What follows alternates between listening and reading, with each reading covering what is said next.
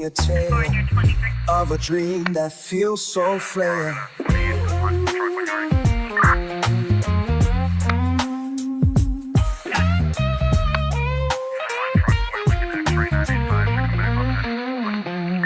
Echoes fill the silent night. A lost love, a heart so tight.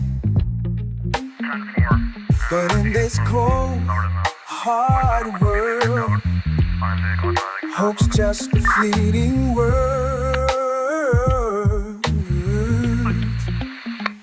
Oh, dreams whisper, oh, dreams sigh. In the darkness they take flight. Heartbreak echoes, lonely cry. In the cold, hard light,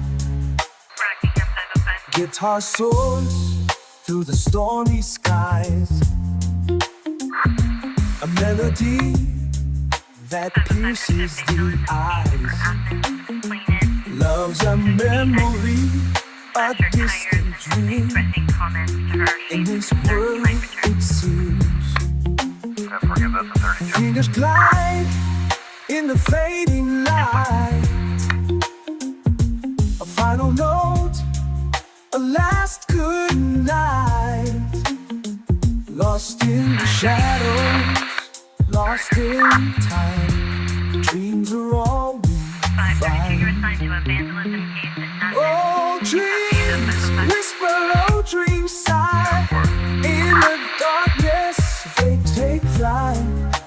Heartbreak echoes, a lonely cry. In the cold, hard light.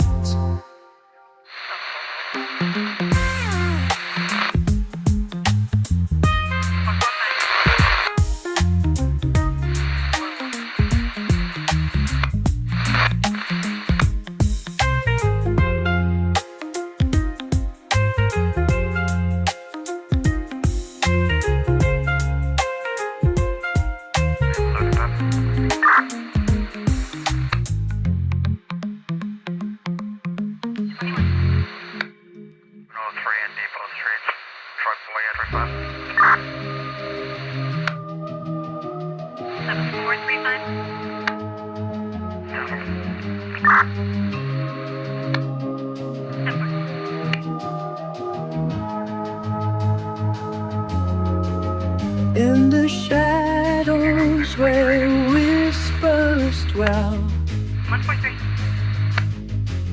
slight guitar sings of love's farewell. 10-4, I just wanted to know if Echoes of the heart once bold, now lost in the night's cold fold. Yeah, I'll be 23 back on that Secrets hidden property deep I'll be 70 seconds within, of those Williams Road address. tales of love that couldn't win. Promises made in moonlight's glow, now broken like a shattered show. Sorrow in the guitar's cry, resilience in the sky. Through the night we'll find our way, carrying secrets, holding on today. Memories of laughter and tears. In the silence they appear, whispers of a time so true, when love was all we knew. Lost in the echoes of the past, wishing for what we had. In the dark we search for light, holding on to what we fight. Through the pain, through the night, we find strength in the fight. Sorrow in the guitar's cry, resilience in the sky. Through the night we'll find our way, carrying secrets, holding on today. Sorrow in the guitar's cry, resilience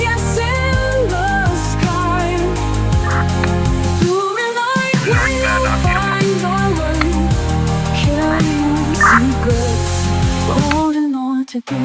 21.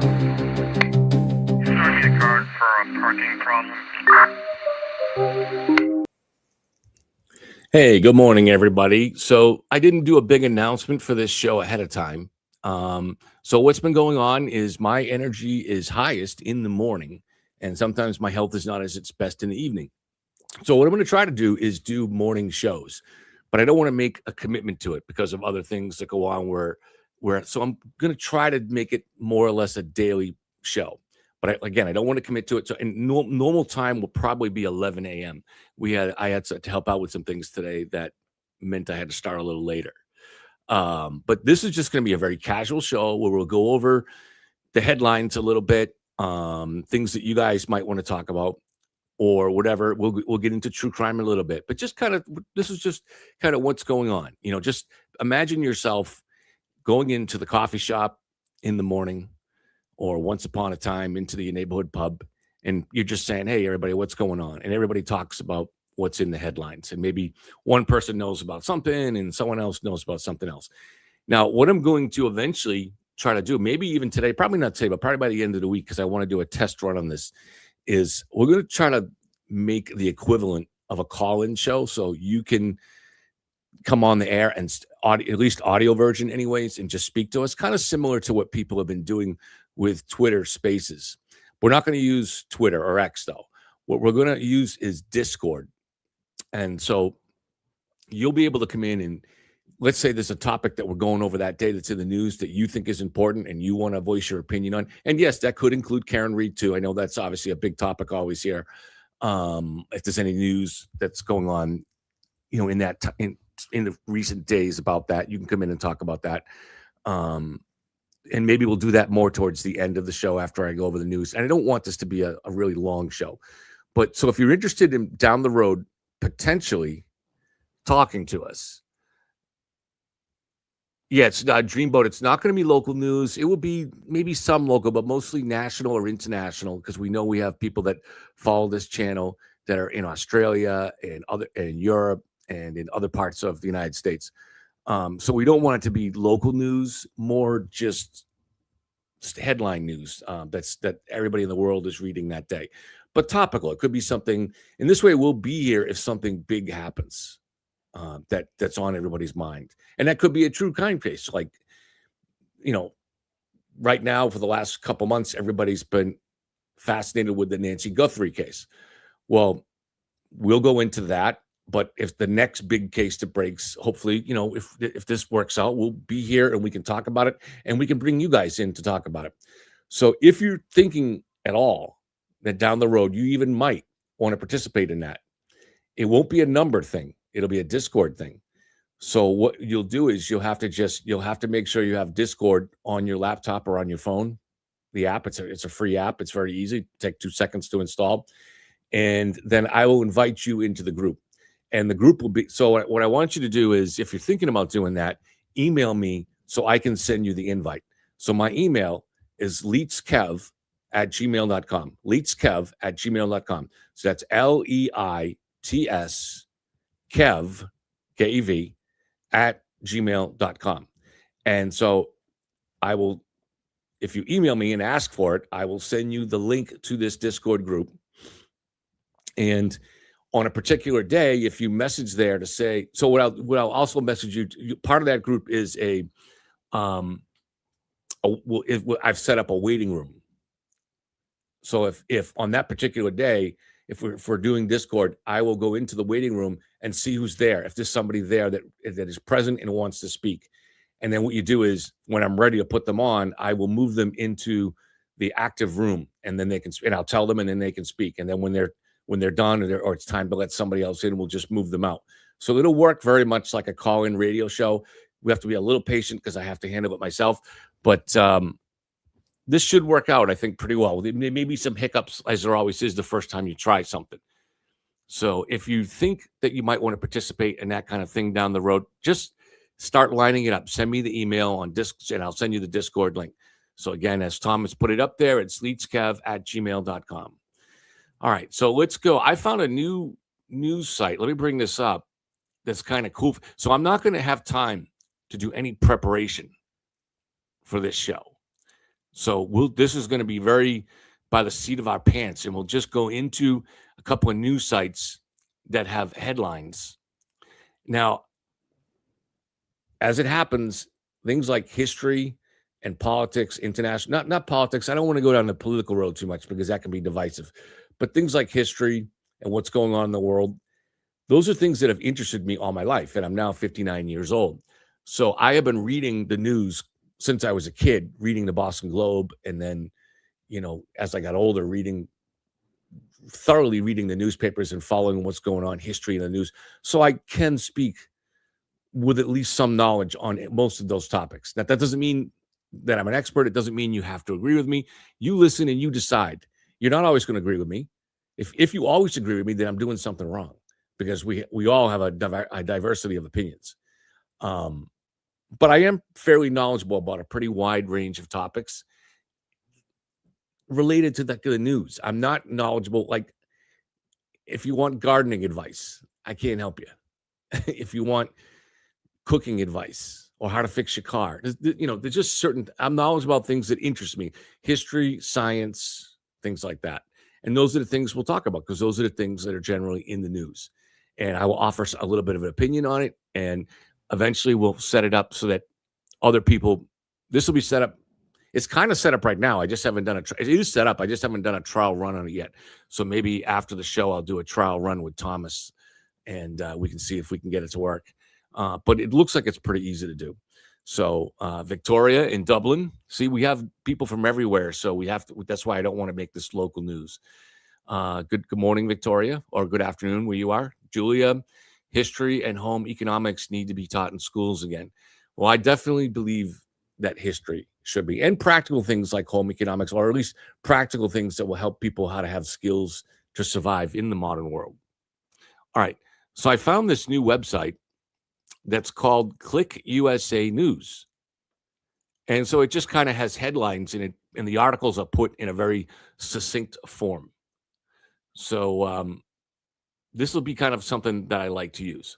All right, so let's talk. Now, we could talk for an hour about the war with Iran, and I don't want to do that. But because this is the first show and I haven't talked about it for a while, it makes sense. This is the biggest thing going on in the world right now. It doesn't seem like it, right? Because it just seems like yet another operation that's going on. That doesn't affect our lives all that much, except maybe raising gas prices. But it is a war. It's a real war. It's a serious war.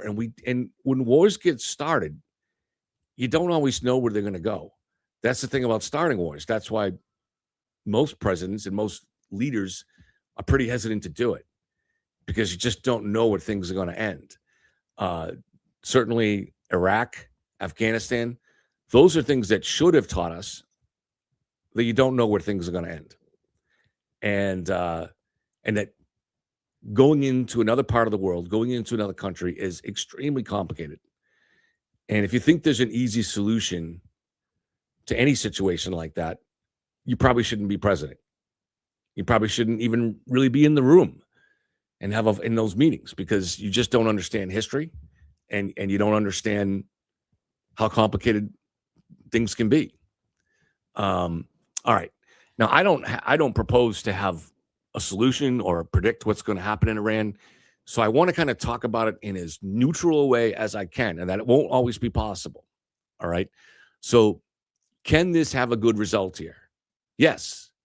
But it seems to be that, and Trump may or may not have thought this through, but the only way we can truly have a good result here is if you get regime change. And that's extremely unlikely.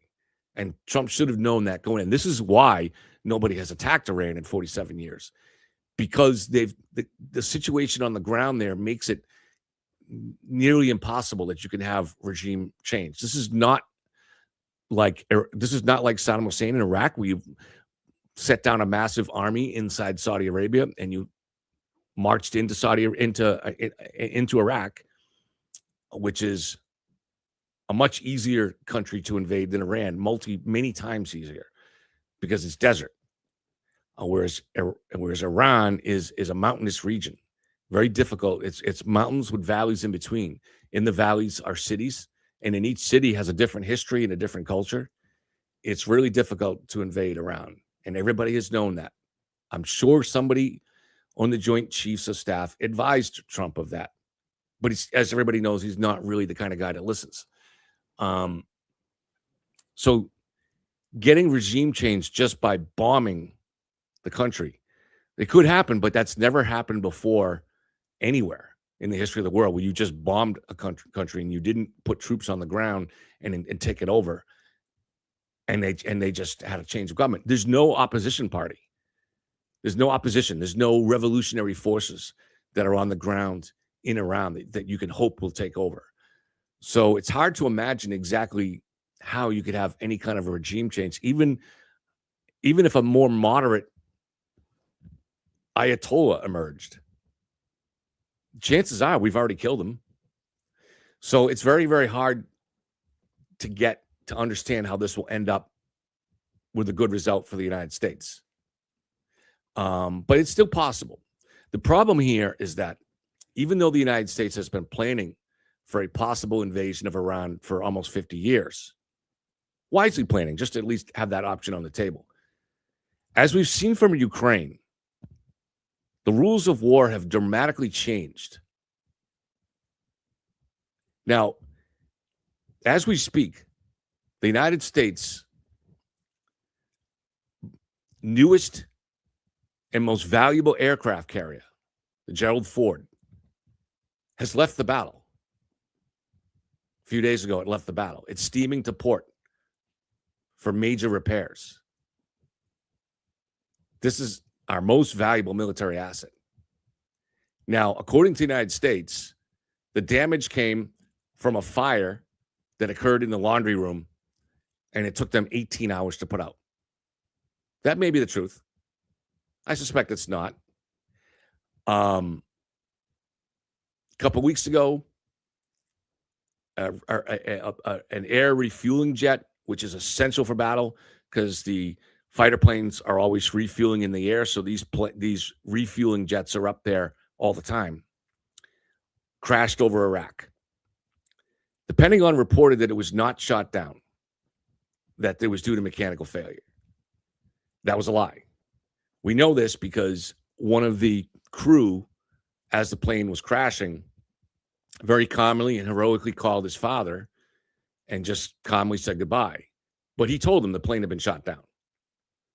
So that plane was shot down over Iraq. 6 crew members died. And the Pentagon lied about it. So not really surprising here that the Pentagon is, if the Gerald Ford was actually struck by a ballistic missile, not really surprising that they would lie about it. And they'd even argue that there's a reason for lying about it, for protecting the other assets in the region. But the other reason is that, of course, it's embarrassing to the military and to Trump. I'm also seeing reports, reliable reports, that on the U.S. military, many of the U.S. military bases in the region, and there are several of these bases have about 10,000 soldiers staying on those bases, American soldiers, that now these American soldiers don't sleep on the base. They rent hotel rooms because they can't protect the bases from the missiles that come in. Why can't they protect them? Well, the Iranians have hit 10 radars in the region so far. So we've become largely blinded. There are blind spots, and ballistic missiles can get through to a certain extent, and possibly drones, although it seems to be maybe we've come up with a solution for drones, which ironically involves the Ukrainians. But ballistic missiles have also struck a base in Saudi Arabia, and it took out 3 more of the precious refueling jets, and even more precious, it destroyed an AWACS plane. Now these AWACS planes and the radars will take more than a year to replace. They're extremely sophisticated pieces of technology that you can't just rebuild overnight. So what's going to happen is the United States is going to have to ship radars from other parts of the world that it uses to replace them in the Middle East, which leaves us more vulnerable in those other parts of the world. This is something that Russia has discovered in the war with Ukraine. They started a war thinking they could end it in a couple of weeks, and now they're in deep shit. Hopefully that's not going to be the case with Iran, but it's looking more and more like that because Iran has made clear that that they can control the oil traffic through the straits. And there doesn't seem to be there's not much we can do about it because there's no easy way to take out ballistic missiles. We can make defensive missiles like for the Patriot system, and they're effective, but they're extremely expensive and they're slow to make. Whereas obviously drones are extremely cheap and easy and quick to make, but even just the regular simple ballistic missiles that Iran makes, they can make at a much faster rate than the US can make Patriot missiles or any other defensive missiles that they use. And the Iranians know that. For some reason, Donald Trump didn't know that. No one told him. Hopefully the military knew what it was doing.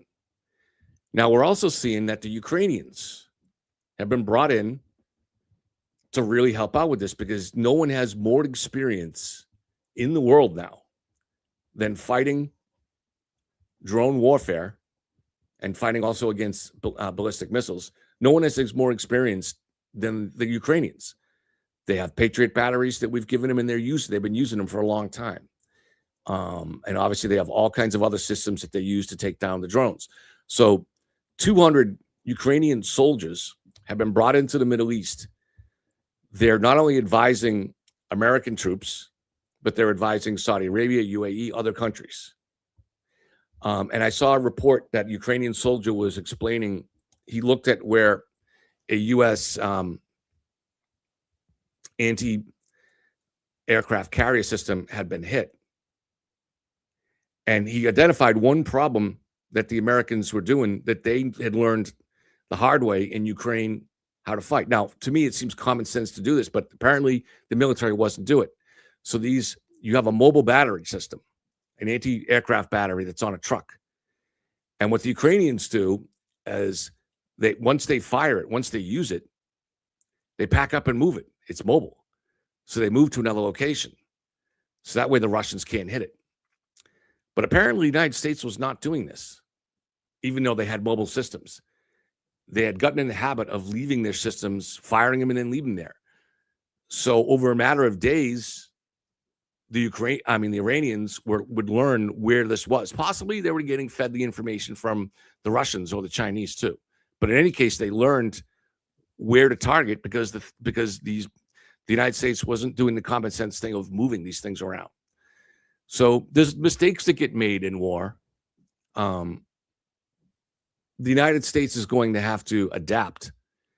Now, I think at this point now, both sides, and we'll maybe end on this, both sides probably want a ceasefire. And it's really a negotiated deal can only be called a ceasefire, which is intended by both sides really they'll see it as temporary. It's a time for them to regroup and restock.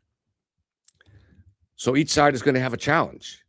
So the Iranians have learned, and they've already been successfully doing this. They have their missile battery launchers deep inside the mountains, cave systems that they've put the mountains in. They have railroads inside these mountains. And so the launcher is actually, after it comes out, it fires a missile, and then it goes back into the mountain, 500 feet into the mountain, where it's completely safe. It cannot be hit. Now, we do know the American military knows where the attack has come from, so they hit the cave mouth. So it's pretty effective. The U.S. military, they're sitting right there. They see the missile launch. They can't attack. Within hours, they attack that cave mouth where it's coming from. So the military's good, but that's not good enough because the Iranians then just dig out the rubble, and then a day later they're coming out and they're firing again. So they're learning how to do that. And so let's say we have a ceasefire with the understanding that maybe we'll be back at war again with Iran within 2 or 3 years. The Iranians will have learned how to shelter their missile launches even better. And they'll have learned how to increase their production rate even more. But the United States will also be learning too they'll be learning on a different side. They will have learned how to destroy drones cheaply. The problem now is if you have a drone coming out after a ship and you fire, and it costs $20,000 to make that drone, and to knock it out of the air, you fire a $3 million missile. In the long run, you're losing that battle. But the United States is adapting, and they will have adapted a cheap way to get rid of the drones, whether it's with lasers or machine guns or using the Ukrainian technology of small drones that go up and attack the drones themselves. That's probably, right now, that seems to be the best approach to it. However, solving the problem of ballistic missiles is going to be tougher. That's where they come out, and a ballistic missile goes up into the atmosphere high and then comes down. Those are very difficult to hit. The Patriot missiles do hit them, but they hit them at about a 90% rate, which is great. But that 10% gets through. And when it gets through, eventually you start taking out the radars. And once you start taking out the radars, our success rate at knocking out those ballistic missiles starts dropping. And that's the situation we're in now. So we'll have to solve that problem. Maybe we'll have radars that move around, or maybe we'll, instead of depending on radars on the ground, we'll be more dependent on space-based satellite detection. So the U.S. military will come up with a solution. But that solution is going to take months or years. So Trump is now in a situation that he has to get out of this, because the activity of closing the Strait of Hormuz potentially will cause a recession, a huge recession. And that's not good. All right, so let's move on to the rest. Sorry, that was longer than I ever want to go into a story. I think just hadn't talked about the war before. So let's go to this clickbait news and see what's on here.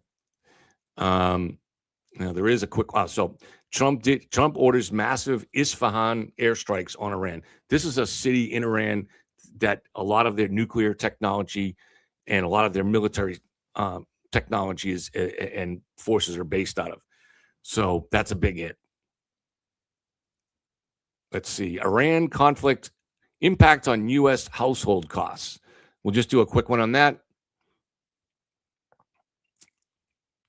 So you got energy costs are spiking, so that will affect everybody. Consumer goods will be affected by that. Supply chain disruptions and for increased freight costs. So everything's going to get more expensive. Now, if we do succeed in solving once and for all this Iran problem, then it was worth it. But that's a huge if. So you got skyrocketing gas prices, broader inflation, everything from groceries to deliveries gets more expensive. Retirement savings and 401k volatility, recession risks and economic outlook. Economists are growing more cautious, it says. Goldman Sachs has raised the probability of a U.S. recession over the next year to around 30%. Other forecasts put the odds of a severe downturn even higher, citing reduced consumer spending power and business investment caution. Even if the conflict de-escalates, relief at the pump and in broader prices may take weeks or months to fully materialize. Who feels it most? Commuters, large families, lower and middle income households, retirees, and savers. Now, inflation always affects lower and middle income households more because they're dependent on that, that weekly and monthly income. All right, so let's go back, see if we can find something that's not Iran-based.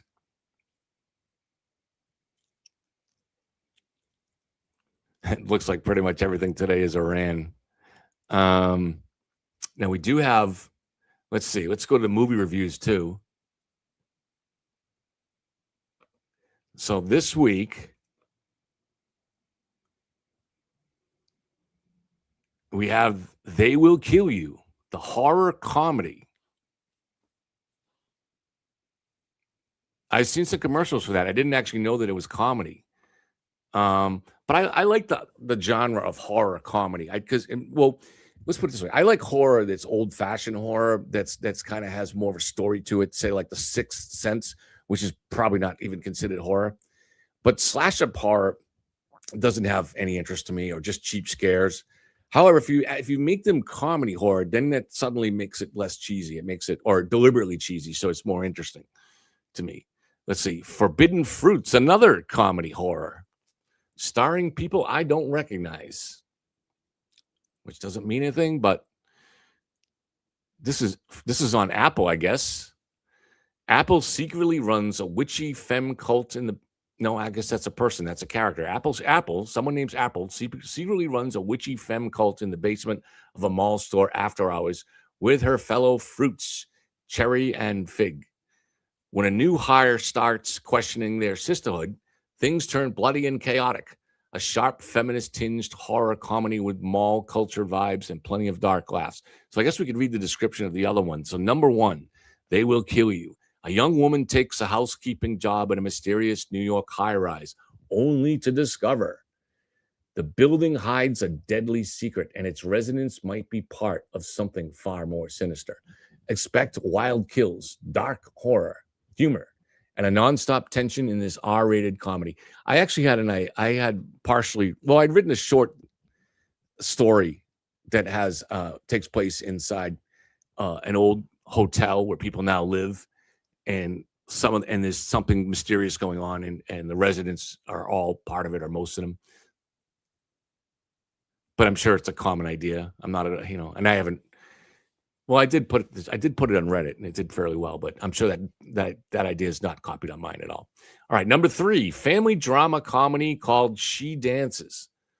Steve Zahn, Ethan Hawke, and other people I'd never heard of. A struggling single father chaperones his distant teenage daughter at a regional dance competition as he tries to rebuild their relationship.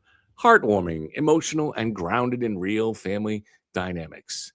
All right, that one's not for me. The AI Doc, number 4, How I Became an Apocalyptimist. That sounded like comedy, but I guess it's not. It's a documentary. A father-to-son conversation exploring the future of artificial intelligence, humanity's hopes, and existential risks. Part personal story, part big picture warning, and surprisingly optimistic. Why watch? It says must see for tech enthusiasts, anyone curious about where AI is headed in 2026 and beyond. Now, as anybody who's watched me regularly enough knows, I'm very interested in AI. I followed it very closely for a long time, but that documentary or whatever this thing is doesn't actually interest me, to tell you the truth. Let's see what you guys think.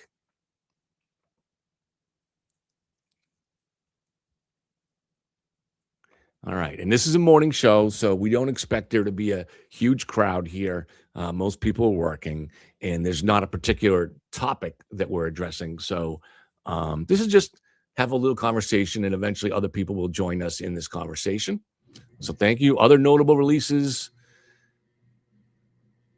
Mark by Sophia, Holy Days, Our Hero, Balthazar, The Mummy Returns, Stand By Me is having a replay. You see somebody just actually sent me a text. Make sure.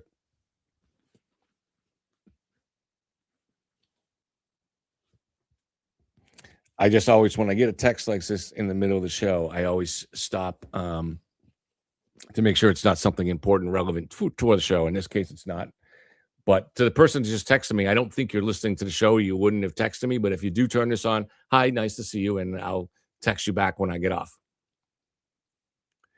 Box office context this weekend. Theaters are still riding high from last week's monster hit, Project Hail Mary, starring Ryan Gosling. I've heard good things about this movie. It looks interesting.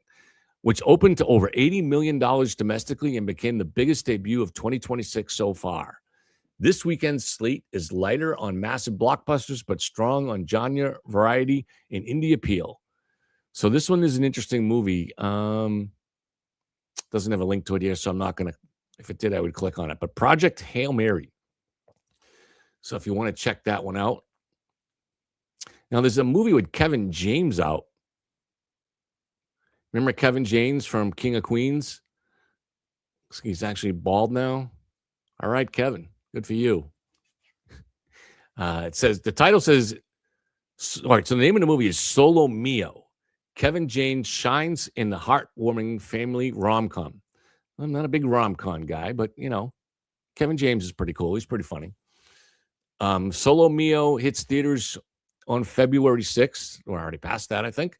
Starring Kevin James as the heartbroken groom, Matt Taylor, with strong support from Kim Coates, Allison Hannigan, and Jonathan Rumi.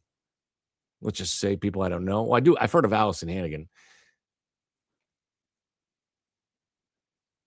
For American viewers, Solo Mio is an easy, uplifting watch that taps into classic rom-com charm without any edge. Kevin James shines in a more sentimental role than his usual slapstick fare, Paul Blart, showing real emotional depth as the dumped groom navigating heartbreak and stunning Italian backdrops. His hangdog expressions and quiet vulnerability make Matt relatable, especially for anyone who's ever faced disappointment in love. Well, everybody's faced disappointment in love, right? I would think at least at some level, at least back to like high school or something, when that person you asked to the dance said no or whatever.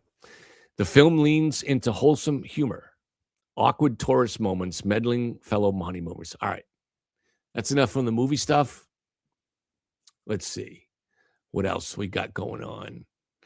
Technology. So RAM prices are surging for your computer. AI impact on jobs. Let's take a quick look at that, because this is the big story. Even though we're not really most Americans and most people in the world are not seeing this right away, but very soon they will be if they're not already. AI is going to have it's going to change the world, and we don't know if it's going to be a disaster or it's going to be, a paradise. We just don't know. So the economic impact.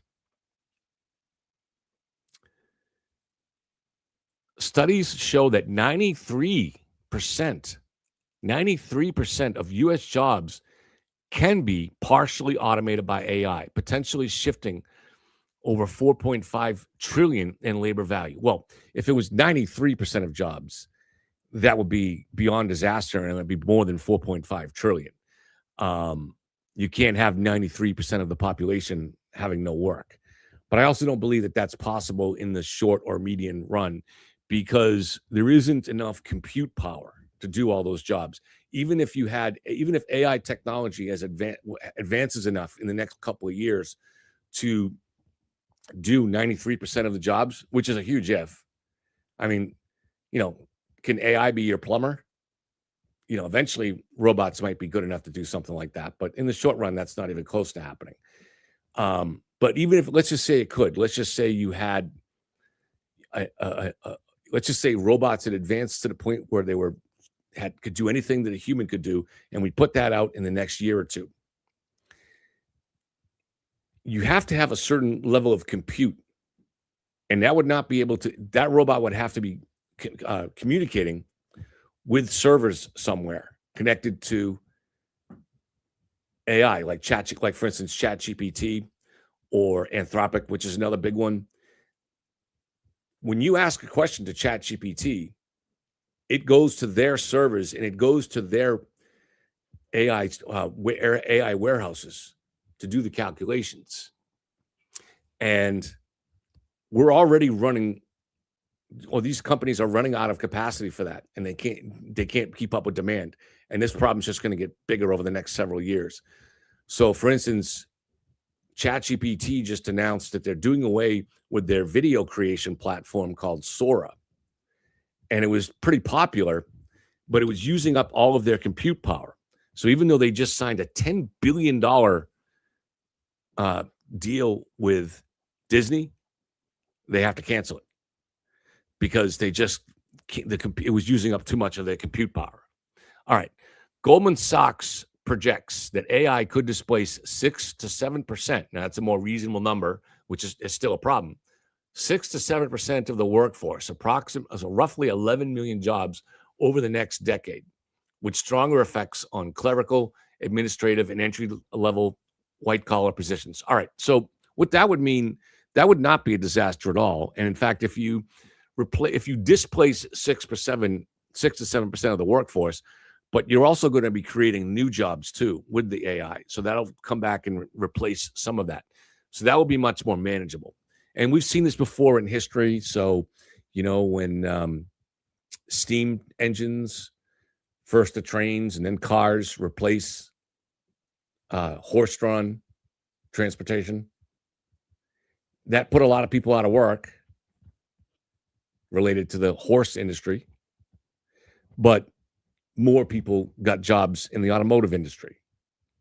And there's other examples of that. And more recently, with the rise of the internet, that did make certain types of jobs go away, but it created a lot more new jobs.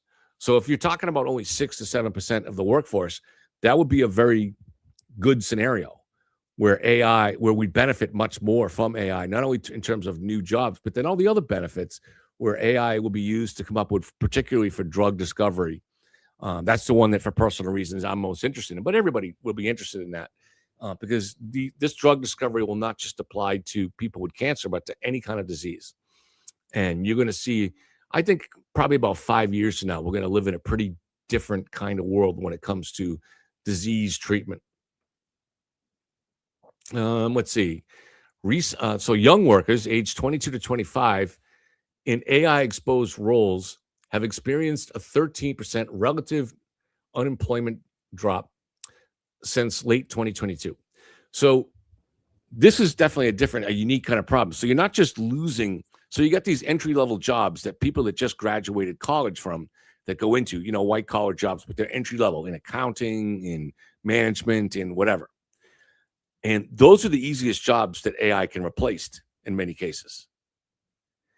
But if you replace entry-level people, I mean, everybody that works in those companies, so your senior accountants, they started once upon a time in an entry-level job, and then they had to move their way up.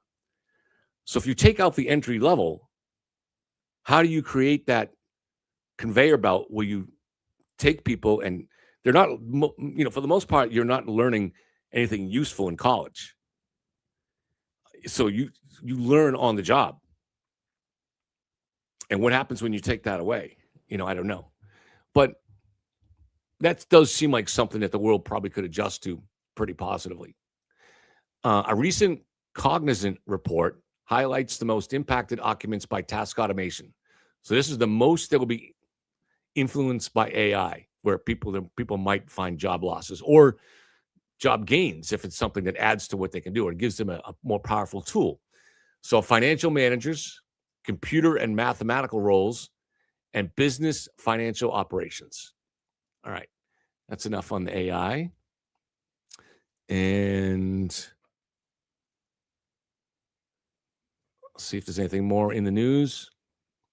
Oh, there is something on the rip here. Back to movies. So I told you this was going to be casual, and this was this is apparently a very good movie. That's Matt Damon and Ben Affleck getting back together. It's a Netflix movie. It's called The Rip. I don't know if you guys have seen it. I have not seen it, but I have heard about it.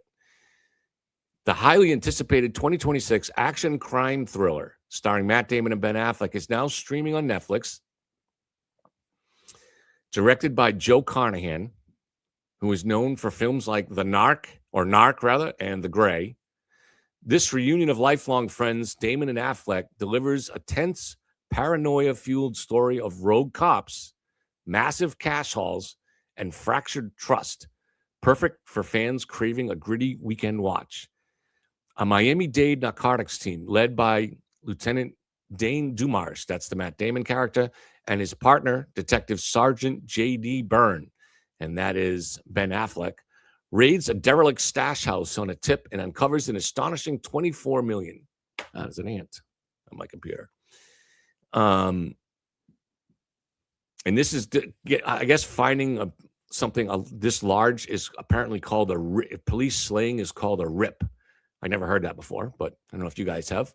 What begins as a potential career highlight spirals into chaos as word leaks, outsiders close in, and suspicions erupt among the team. Questions of corruption, loyalty, and betrayal mount in a pressure cooker night of standoffs, threats, and moral dilemmas.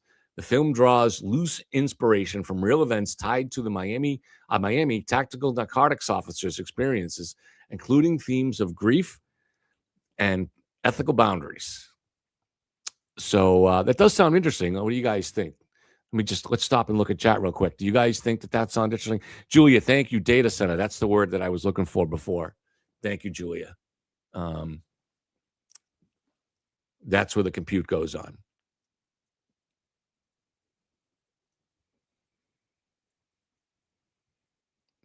All right. Again, so for people that are just jumping in now, I'm going to go to one more. I'm going to go to Associated Press for news.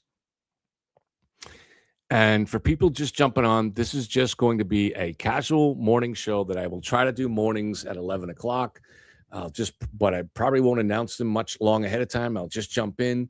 And it'll be a place that by the end of the week, I want to set it up so that I can bring people in to want to talk about whatever they want to talk about, whether it's news or in the world of true crime, Karen Reed, whatever you want to talk about. And we're going to use that through Discord. So it'll be like a radio call-in show, but instead of calling a number, you'll be just clicking a link that'll bring you into our Discord group. So if you think you might have an interest in doing that down the road, email me at leitskev, LEITSKEV @gmail.com. And I will invite you into my Discord group. And from there, we'll set it up so that on a future show, if you send me if you show up in that waiting room, I'll see you there and I'll say, oh, this person wants to come on the air. I know them, and I'll bring them into the room. And it'll be just like a radio show, except I'll be using it Discord. Discord is a very simple app that you can download. Anybody can do it. It's free. And just go online and find it. So if anybody has any interest, we want to kind of run it like X's Spaces, where anybody can join in. Cheryl, the reason that's a good question. And we want it to be like Spaces. I can't do Spaces because of for some reason, our Wi-Fi, and I just ran a Wi-Fi testing on it last night, and we have exceptional speed on our Wi-Fi. However, there's something that goes on it that causes X to disconnect for a microsecond every few minutes. But because now, if for something like YouTube or Zoom, that is completely unnoticed by me or anybody in the audience. For some reason, Elon Musk cannot figure it out with X how to make it work. So what happens is, if I'm hosting the Spaces and I get a disconnect, I'm out and it won't let me back in. It'll say that it's trying to put me back in, but it won't. And then, so eventually the show crashes. And the whole thing is kind of painful. It takes about 5 minutes, where initially people are still there and I can see them and chat. And if their audio is active and they're talking, they can still talk for a few minutes. But then eventually, because the Spaces won't let me back in and I'm the host, it crashes it. So the only way I was able to do it before was to have friends host the Spaces and bring me in just as a guest. But that's not ideal. I want to be able to do it so I can bring people in. Liz in the B says this happens to her as well. And she says she also has great service, but Spaces will randomly kick her off. It's frustrating. Yeah. And it's happened to me literally every time I've tried it, to the point where I gave up. And I tried it 6-7 times, and it's happened every time. So it's extremely frustrating.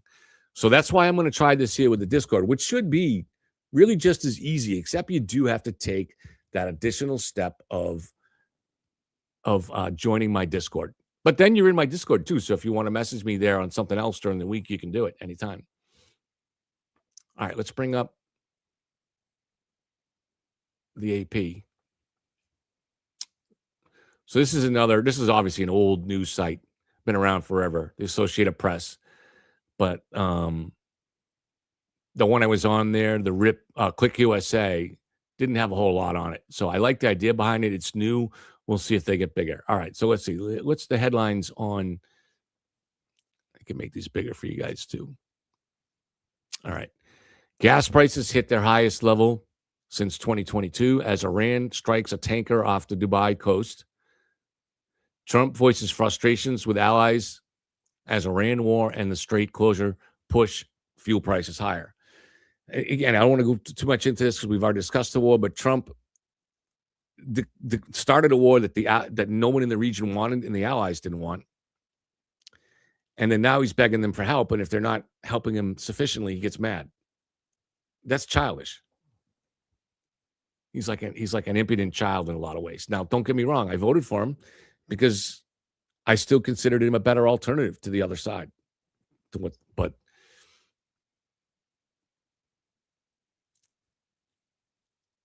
now the Gulf allies, so these are the states like the UAE and Bahrain and Kuwait and Saudi Arabia and Qatar in the Gulf. So they are now making the case that they want Trump to keep going. So they didn't want the war, but now that it's arrived, and particularly like UAE, Iran has sent like a couple of thousand missiles and drones to attack them. So now they want it finished. They want it finished because they've been attacked. So they didn't want it to start, but now they want it finished. So in terms of, so they don't want Trump to make a peace right now. They want him to ideally get regime change. The problem is we may have to have peace because we're taking serious damage there now. Like I said, possibly even the aircraft carrier, the Gerald Ford, but our bases are getting hit. And as time goes by and as more and more radars go out, or as we run out of anti-ballistic missiles, we become less and less able to even defend ourselves out there. So you're going to see more U.S. losses possibly now. So Trump may be forced. He may be forced into a ceasefire. He'll probably declare victory and then just stop the attacks, which is embarrassing, but he may have no choice. All right. Supreme Court rules against Colorado ban on conversion therapy.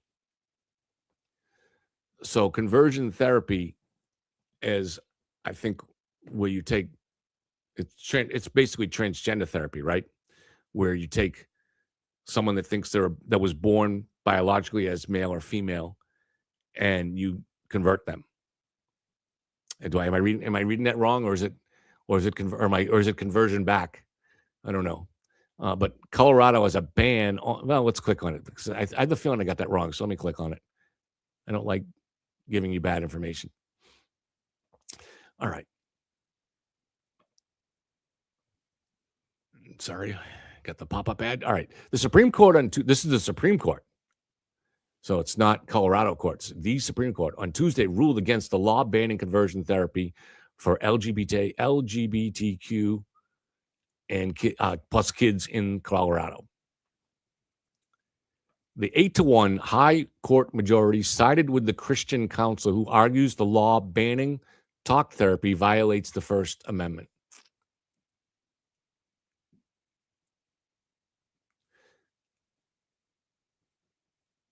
The justices agreed that the law raises free speech concerns and sent it back to a lower court to decide if it meets a legal standard that few laws pass. Justice Gorsuch, writing for the court, said the law censors speech based on viewpoint. The First Amendment, he wrote, stands as a shield against any effort to enforce orthodoxy in thought or speech in this country. I certainly agree with that. I think probably most of us do, right? But in solo dissent, Justice Ketanji Brown Jackson wrote that states should be free to regulate healthcare. So even if that means incidental restrictions on speech, the decision Jackson wrote opens a dangerous can of worms. And I think her side opened the dangerous can of worms by creating some kind of enforced speech therapy by telling healthcare providers what they have to say to kids in that situation or what they can't say. All right, let's go back to the main page. You can research that yourself if you want to find more on it. Make this bigger for you. I like this. My laptop has the touchpad screen. I'm still not fully used to it. And I always, like I just did there, I actually will punch something, but it's nice that it comes in handy, especially doing these shows where I can change the size so you can see it better. Oh, see, all right, this is the problem. I'm not touching anything, but it still thinks I am, so it puts me on an article.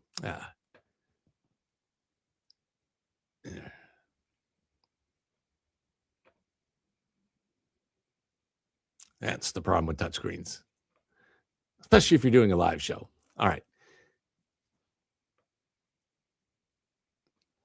3 FBI agents are fired after investigating Trump file class action suit alleging retribution campaign. So, the FBI, there's no question, under the last administration and also under the Obama administration, was politicized. You may agree with that politicization, but there's no question that it was.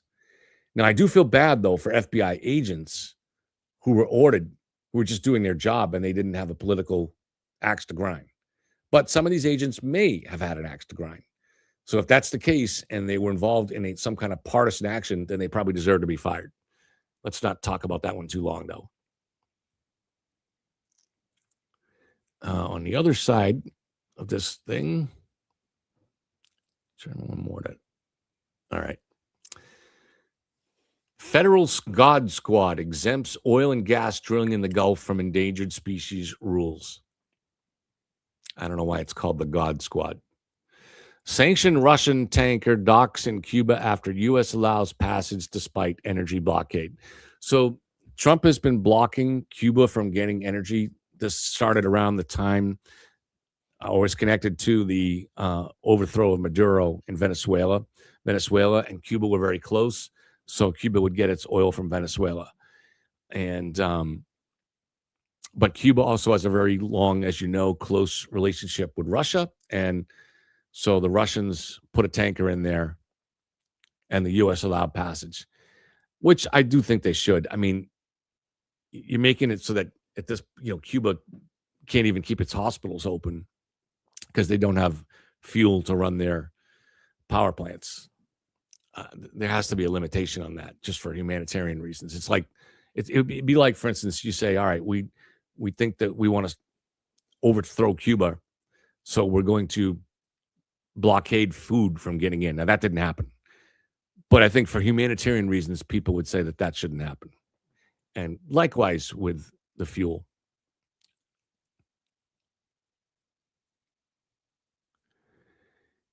Jury can't reach verdict in corruption trial of 2 ex-firsthand energy. All right. U.S. Marine is detained after TSA finds a live 25 millimeter explosive round in his check bag.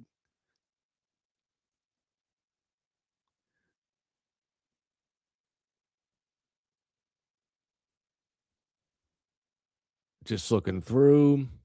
There's another movie review, The Drama.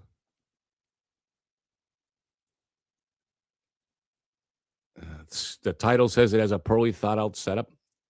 Beyond that, I know nothing about it.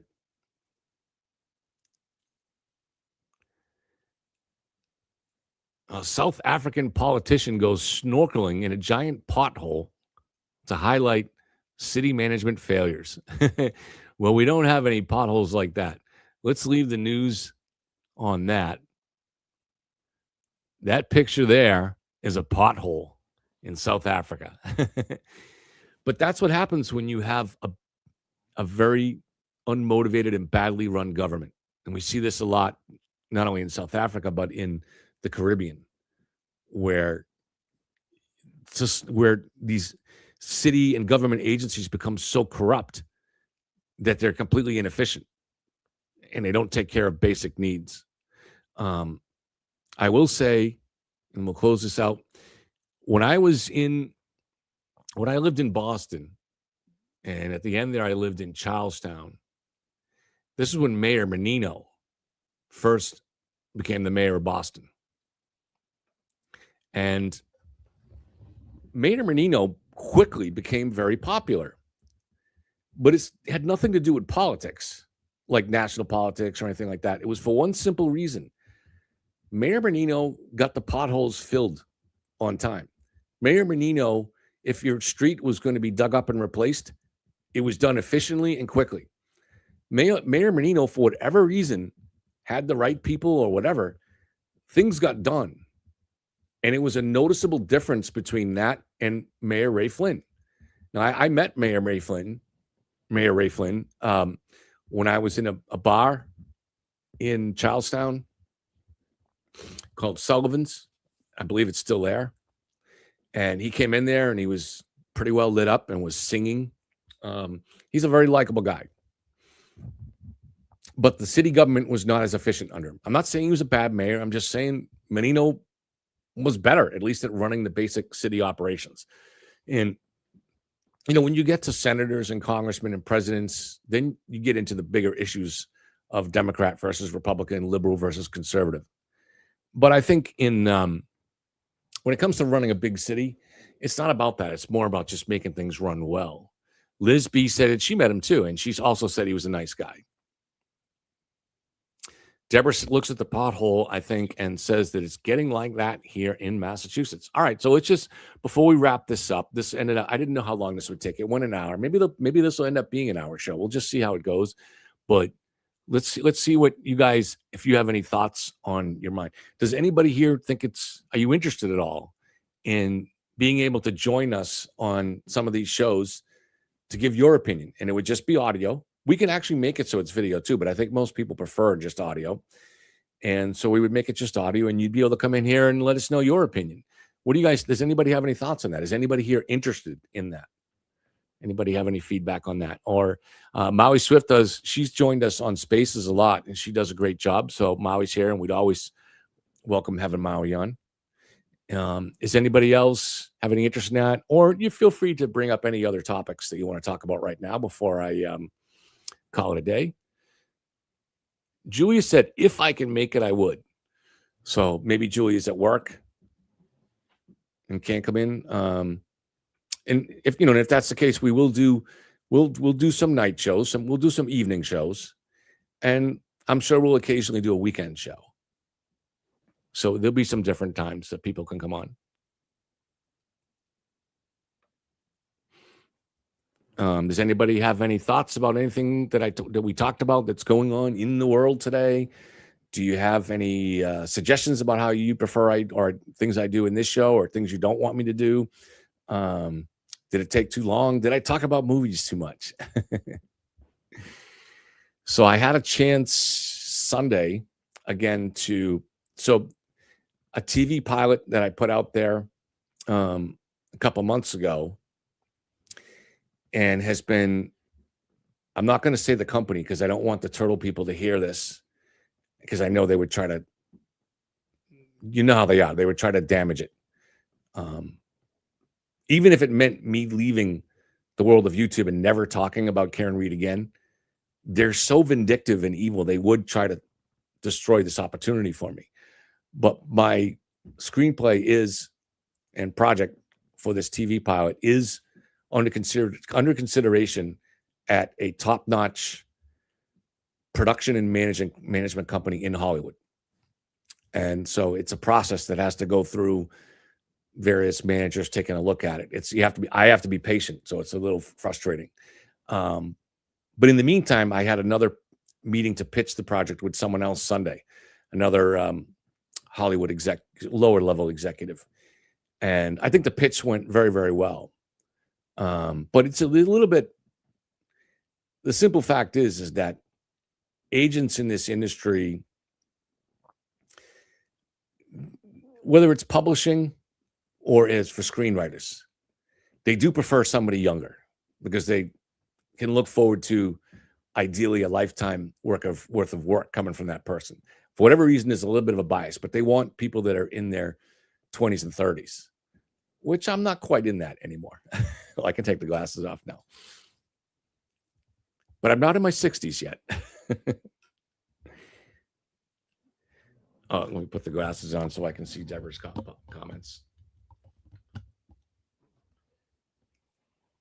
Deborah says she doesn't care for politics, and we'll try to avoid politics. I think that's a good idea. Sometimes you can't because, so you notice I didn't talk about the government shutdown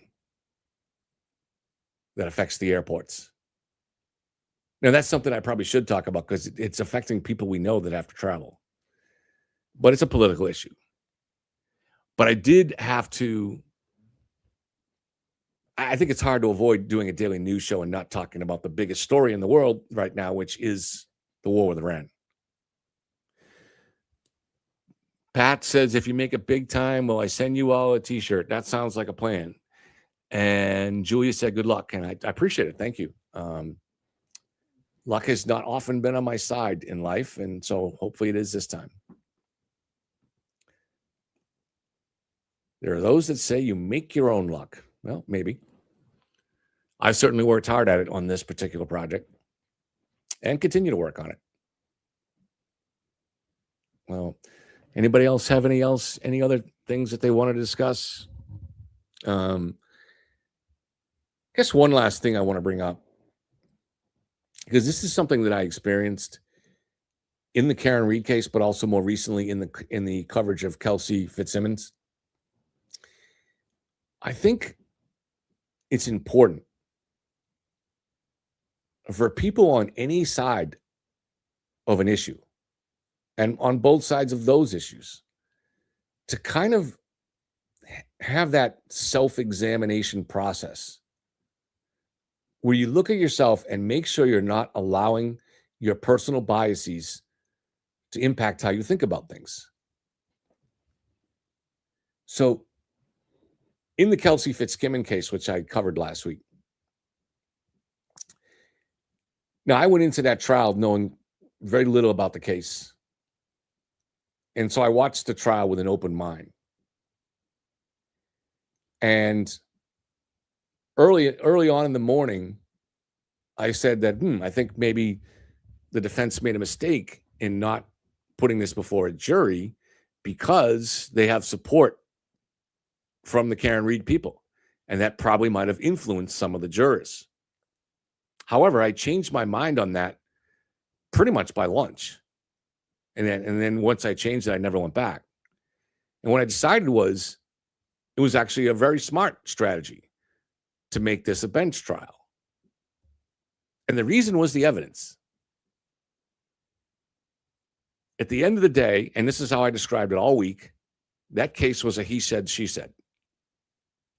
Even if you found one side more credible than the other, there was really no evidence to support one side's version or another. So that's a classic he said, she said. The defense understood that, and they put it in the hands of the judge, banking on the fact that the judge, even if he believed Officer Noonan, would say there's no way to corroborate that beyond a reasonable doubt. So they calculated that the judge would decide not guilty based on there was not enough evidence. The only evidence, now, she was charged not with lying to the police. She was charged with pulling out her weapon, aiming it at Officer Noonan and pulling the trigger. She was charged with assault and battery with a dangerous weapon. That was the only charge she faced. And unfortunately, there's no way to prove it. Because you had one person in the room, and it was Officer Noonan. And there was no way to prove it. And even though his credibility came across as pretty good, it wasn't perfect. Or let me rephrase that. Well, yeah, it wasn't perfect for this reason. Officer Noonan didn't do a great job that day, to say the least. Now, he hand-selected the two officers that were going to go on that call with him because, according to him, he wanted to select people that were cool under pressure. So he knew this was a potentially tumultuous situation. Now, we don't know what was in that affidavit for the warrant, so there may be some evidence that we don't know, but certainly Noonan knew going into that there was potential for danger here. And he obviously had discussed that with the other officers, because even Officer Houston, who went into the kitchen, deliberately eyed where the knives were. So in his mind, he's thinking, I don't want her to grab a knife. So whether that was he was worried that she would grab a knife and attack them, or she was worried that he was worried that she would grab a knife and try to hurt herself. Either way, they were aware of the risk. So they knew the risk. And yet, despite that, and they knew they were there to get the baby. But yet, despite that, they didn't have a good plan to get that baby. Nobody was there from Department of Social Services. And it was when her mother arrived that they handed over the baby. But that baby should have left the scene. Instead, her boyfriend, her fiance, the father of the child, was amazingly allowed to enter that house. He came into that house. And Kelsey Fitzsimmons, who was volatile, at least in their view, could hear him downstairs. So she's just had her baby taken away from a restraining order filed by the fiance. And now they allow the fiance into the first floor where this supposedly volatile woman could hear his voice. That's bad police work. That's bad planning. That shouldn't have been allowed to happen. And now you could also question whether it was good police work that he was in the room by himself that Noonan was in the room by himself with Kelsey Fitzsimmons. I think you can question that. And finally, he was not close enough to her so that when she grabbed the weapon, he was able to physically grab her.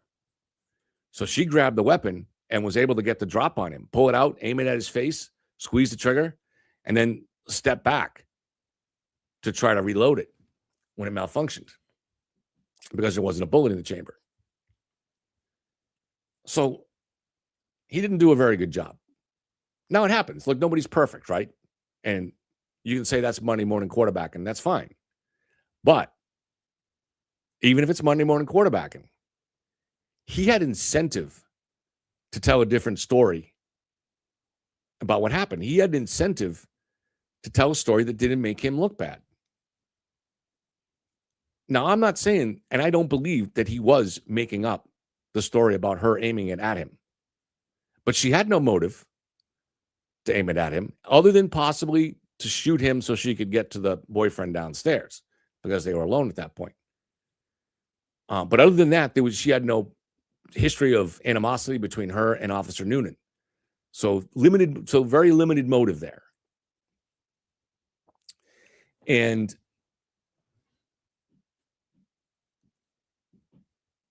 so she had not really any motive to want to shoot Noonan unless it was just to get by him. And he did have a possible theoretical incentive to make up a different story about what happened because he screwed up. And in that moment afterwards, when he was telling the story, now again, I'm not saying that happened, but it hypothetically could have happened. And that is what the judge had in his mind. And the defense understood that. Now, people can have a difference of opinion about this on me, and that's fine. But the thing is if someone's opinion becomes predictable based on other things, then that's what I want to talk about now. If you were anti-Karen Read, it seems like 99% of the anti-Karen Read people came out to be anti-Kelsey Fitzsimmons in every way. And they were going to automatically believe Officer Noonan. And for the simple reason that Bradel was her lawyer and he's also Turtle Boy's lawyer. That influenced heavily their thought process on this. And that's what I mean by saying you have to be someone who is good at examining yourself and making sure you're aware of things that might affect your determination on these things, your thinking on these things. It's important. And again, I'm not trying to preach to people or anything like this, but we see this kind of bias go on both sides. So on the FKR side, they all assume that Kelsey was innocent. Why? Because Bradel's a lawyer and Bradel's also Turtle Boy's lawyer. And that's ridiculous. But it happens on both sides, is all I'm trying to say. It is, and it's just, we all have to work on getting rid of those, or at least being aware of those biases that are within you. We saw this a little bit in the Karen Reed trial too, where in both trials, the people that were on, let's call it our side, the anti-Karen side, all of them, or most of them, 99% of them, tended to think that every time the judge ruled against the prosecution, that she was biased and she's a problem and this and that. The other side felt the same way when it went against them. We saw that everybody on this side believed right up until the moment the verdict was announced that she was going to be pronounced guilty. Yet the first time was a hung jury, and the second time was a not guilty. So when you get taken completely by surprise more than once, that should cause a little bit of self-examination where you say, did I let some of my biases get in the way? And so when we had a panel here, a great panel on the second trial, but when that acquittal came down, now we were all surprised by that. I didn't think there was going to be an acquittal either. But the people that were so sure that she was going to be found guilty, they were a lot more stunned by that than people like me who thought they were going to be a hung jury. Because a lot of people on our side refused to admit that the prosecution made mistakes. And the prosecution made mistakes both times in both trials. But because people had chosen a side, just like the federal government, unfortunately, had chosen a side, they didn't want to see that. And that got in their way of their inability to see clearly in this case that it was actually a pretty hard thing to prove that Karen was guilty to 12 jurors because it was because of the injuries. It was always going to be an uphill battle. See, Maui, I don't agree with that. And I think, and hope you can take this and not be mad at me, but I think you're impacted by your bias on this. I don't believe that 12, if you're talking about the Karen Reed trial, I do not believe that 12 jurors voted not guilty because of jury pollution or jury tampering. I don't believe that. Now,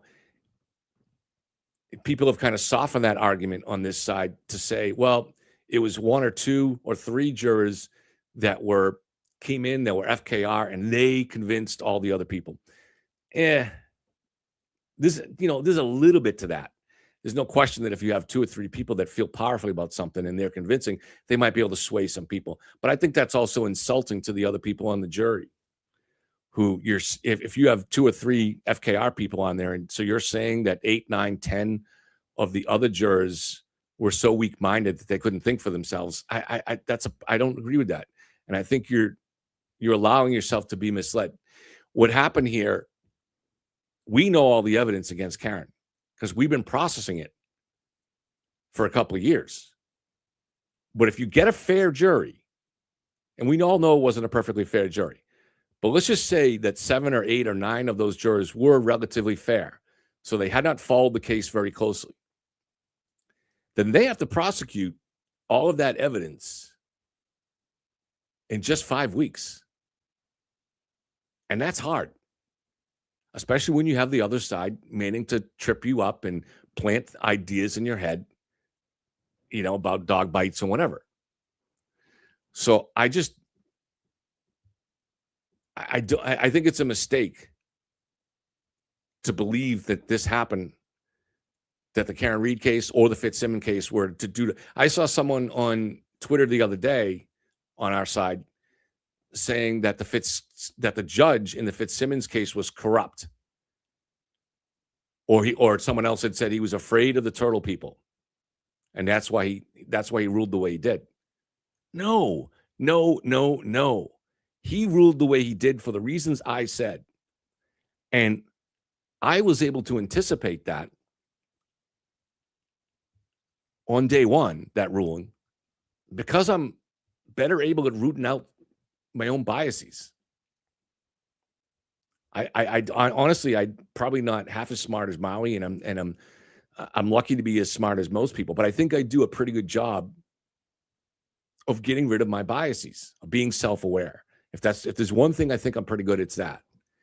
And I am good at being objective, at just trying to look objectively at the facts and not be influenced by what side we're supposed to be on. Because it's a very human thing to once you don't like a certain side because of their lawyer, and because their lawyer represents Turtle. I mean, this judge was not corrupt. And it's just objectively true that there was not enough evidence to support Officer Noonan's story. There was really essentially no other evidence because there were no other witnesses. If you had videotape or another witness, it'd be different. But we don't have that. So it becomes a he said, she said. And the only fair way to rule in a he said, she said, you can believe one side. But in a case where you have to prove beyond a reasonable doubt, I don't see how you could ever, in a he said, she said, find enough to believe one side beyond a reasonable doubt over the other side. So, but hopefully you guys can take that in stride. And Maui, I would love to hear your opinion on it when we set this up. So let's set up, think about what you want to say. And I'm not going to do it today, but maybe tomorrow I'm going to, I want to do a practice run with this Discord just so I know how to do it technology wise. I think it's pretty simple and I just have to pull you. I think it's very simple actually. And once I do, it'll be easy, but I want to do a practice run with it. So you'll obviously be our first or one of our first guests that we can bring in. And you've done a great job on Spaces. And so I would love to have you on as our first guest. That would be great. You're more than a guest. You're kind of like part of the team here. So I would love to have you on. All right, guys. So thank you. I'm going to go have lunch. This ended up being a longer show than I anticipated. Maybe that's how it'll go. It'll be like an hour and we can all just come on and talk about things. All right. Thank you, everybody. Hopefully the Red Sox can turn it around. They've lost 3 in a row. Good day.